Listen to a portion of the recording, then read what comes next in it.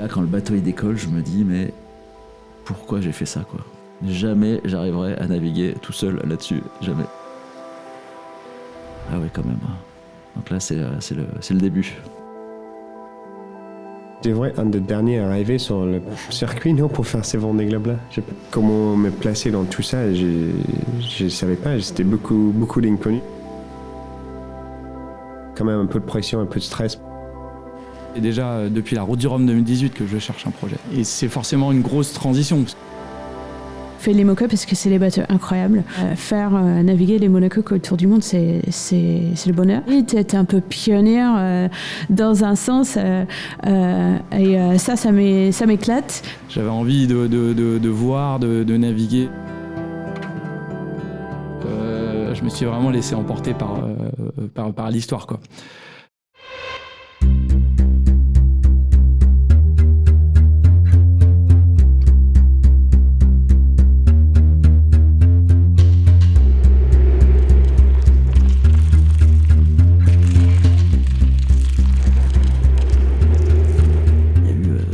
Qui démarre dans tous les sens.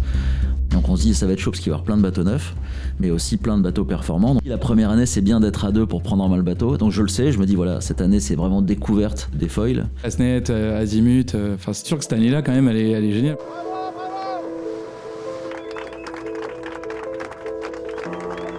Et la deuxième année ce sera découverte en solo. Et c'est ce qui se passe avec toutes les courses et la Route du Rhum. J'ai envie de dire jusqu'ici tout va bien. 3, 2, 1, départ! 2 minutes, départ un peu sport, mais bon ça y est on est parti. Le chemin est vraiment pas évident à trouver. Bon la route va être longue. Vous en rentrez un peu, ça fly. C'est pas turbo cette affaire. C'est les couleurs qu'on aime. Ouais, 2022 c'était un sacré challenge et j'avais pas fait de solo depuis 4 ans. Globalement, dans ma tête, j'étais pas du tout dans une logique d'aller chercher un résultat sur cette Route du Rhum. C'est vrai que sur le papier, le bateau, il avait un potentiel de dingue puisque c'est un sister ship du bateau de Thomas Robillon qui gagne la course. Ah, je crois que c'est la plus belle. Celle-là, elle est particulière de par l'engagement qu'on a tous mis. Mais bien sûr, il y avait dans la tête l'Ocean Race. Ce qui est dur, c'est de passer à l'équipage, pour moi, parce que le solo, c'est naturel. L'équipage et le double, ça engage vis-à-vis d'autres personnes. On doit respecter un rythme, alors qu'en solo, quand on est fatigué, on se repose, quand on a plus d'énergie, on l'utilise. C'est forcément des compromis, s'adapter, travailler sur son comportement, etc. Donc c'est plus impactant.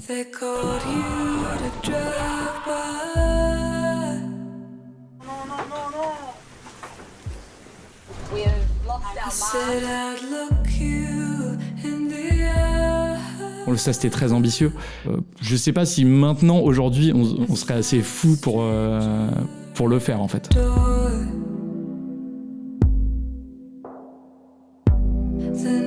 Tout le monde a mis tellement d'énergie qu'on a réussi à relever tous ces défis, mais c'était quand même assez incroyable et ambitieux.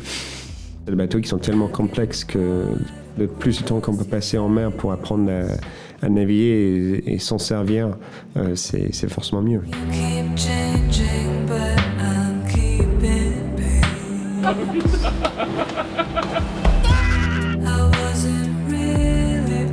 Et aller dans le sud en équipage sur l'IMOCA et à pouvoir pousser les bateaux vraiment à 100% de leur capacité et leur potentiel, c'est génial. On a très peu de chance de faire ça. On a battu le record de 24 heures plusieurs fois. Probably breaking the 24-hour record for IMOCA. And now we're going 30 knots and we're waiting for it to crash.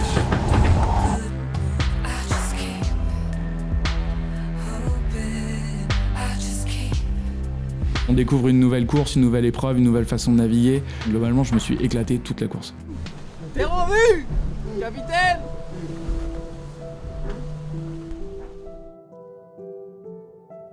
Je savais que ça allait être une année bien chargée avec les Ocean Race au début et la Transat Jacques Vabre à la fin. C'était hyper enrichissant.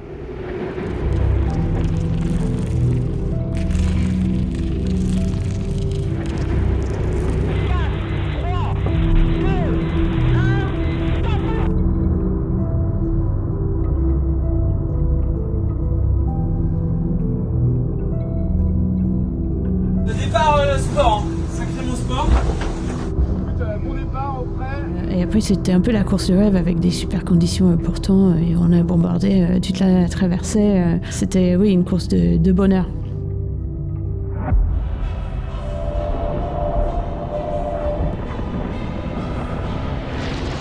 Bon bah, vous voici dans les Hallyday.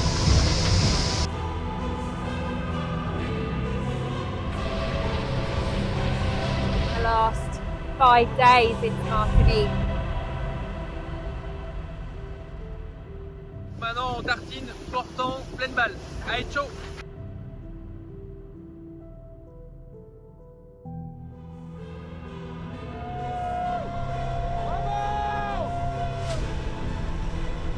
C'était pas simple de la gagner une fois et ouais, de la regagner 2 fois avec toi. C'était encore un super moment. Et moi je dis toujours plus on est heureux, plus on va vite. Mais je crois que ça se confirme parce qu'on allait vite.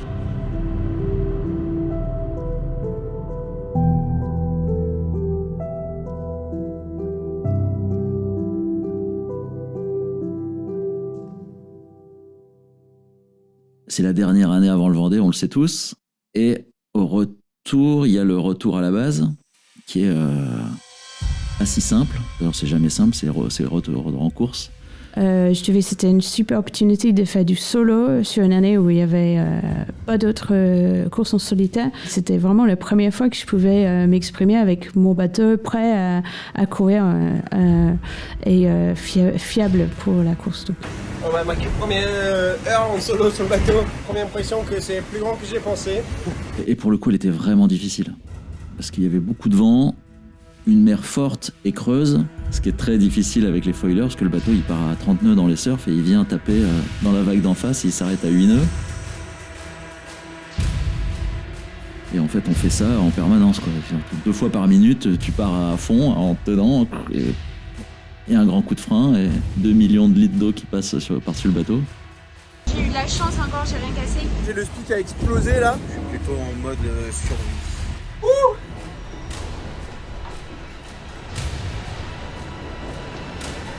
Donc ça fait ça tout le temps, et là je l'ai pas vu venir, je sais pas pourquoi. Et là pour le coup il a freiné fort, et donc j'ai fait un vol plané tout droit et je me suis emplafonné la cloison du mât, c'est n'importe quoi.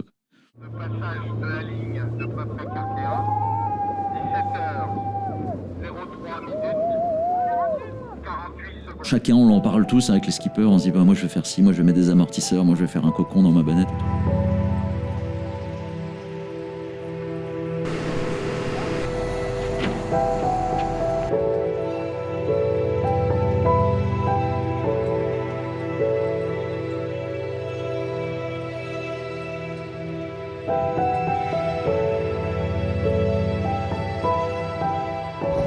Nous voilà partis sur The Transat. Lorient, direction New York.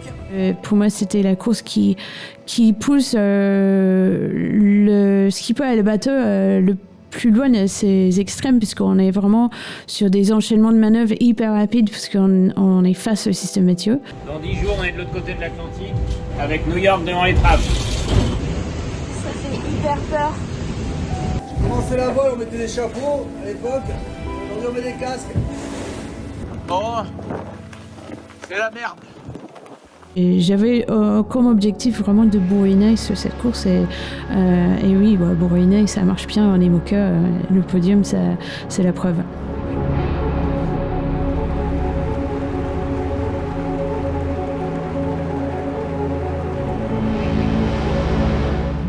Nous Français, c'est ce qu'on voit à la télé depuis qu'on est gosse, en fait, tu vois.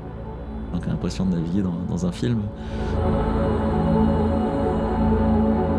Alors d'abord, il y a le prologue qui est sympa, hein. On fait le prologue sous la Statue de la Liberté, les Run de vitesse, là. On prend le départ et on fait effectivement cette course. La transition est assez brutale entre la vie de New-Yorkais, entre les buildings et de se retrouver sur l'eau là comme ça. Ça déboute, c'est pas mal. Ça s'appelle une mise à l'épreuve, je crois. Ambiance des mers du Sud. Un lever de soleil. 2, Ah ouais, ça vient de monter à 26 nœuds, on est au pré. Un peu plus chargé pour l'équipe technique. Il y avait quelques lignes sur le job list qui n'étaient pas prévues, mais on a pu s'adapter pour faire en sorte que ça se passe bien. Moi qui voulais arriver ultra près au Vendée, qui préparais mon projet depuis 4 ans, bah là, c'est plus du tout la même limonade. Mais on est là, quoi.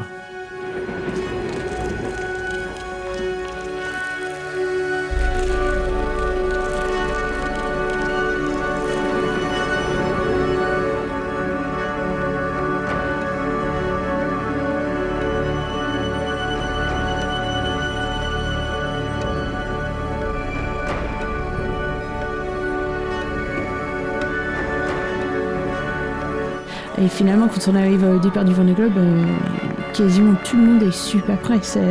Même ceux avec le moins d'expérience ou les budgets un peu plus limités, même eux, ils ont énormément plus d'expérience que les projets, entre guillemets, et aventures peut-être il y a 2 éditions.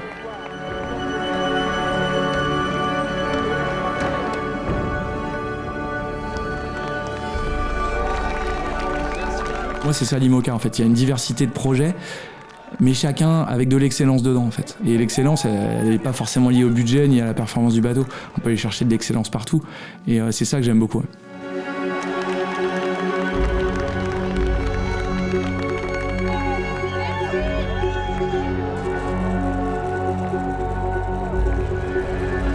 Je pensais vraiment que ça allait être un Vendée Globe par élimination.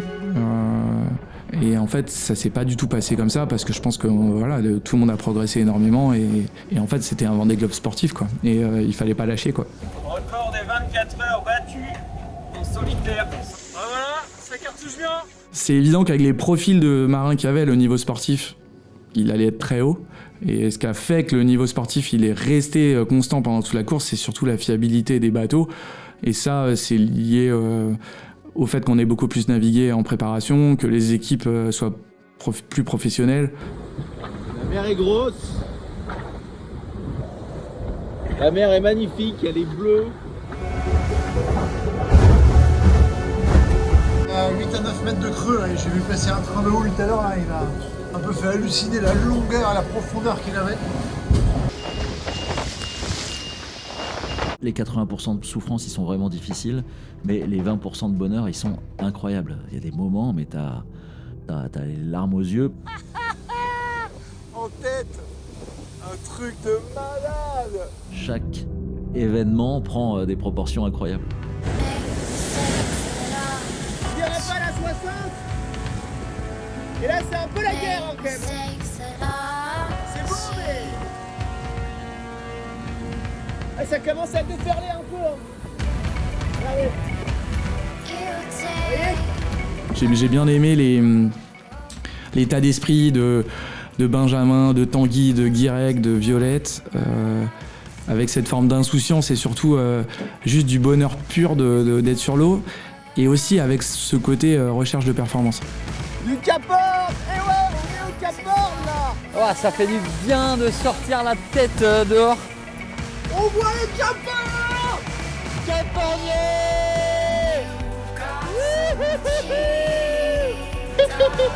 En pleine visite. Ah, ça fait du bien. En fait, c'est ça que j'ai trouvé génial, c'est qu'en fait, même s'ils avaient des projets où ils allaient pas gagner le Vendée Globe, c'était pas leur objectif. Mais ils étaient toujours dans une quête de perf. Enfin, il y avait quelque chose de se transcender, toujours d'aller chercher quelque chose qui est du sport de haut niveau. Oh là là là là là là. C'est pas de la merde, les amis. Oh, attention.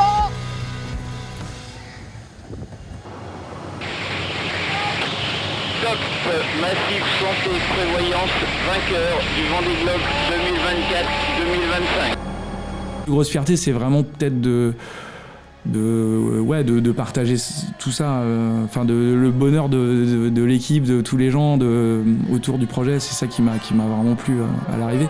J'aurais jamais fait 10% de ce qu'on a fait sans toute cette équipe-là, quoi. Donc c'est évident que tout ça, on l'a vraiment fait ensemble, et finalement l'énergie que j'ai eue pendant les courses, elle vient aussi de l'énergie qu'ils ont donnée eux, quoi. En fait, à chaque fois on dit ouais, je sais pas si je vais repartir, et finalement on est tellement fait pour ça. En fait, je pense qu'on se sent vivant, quoi.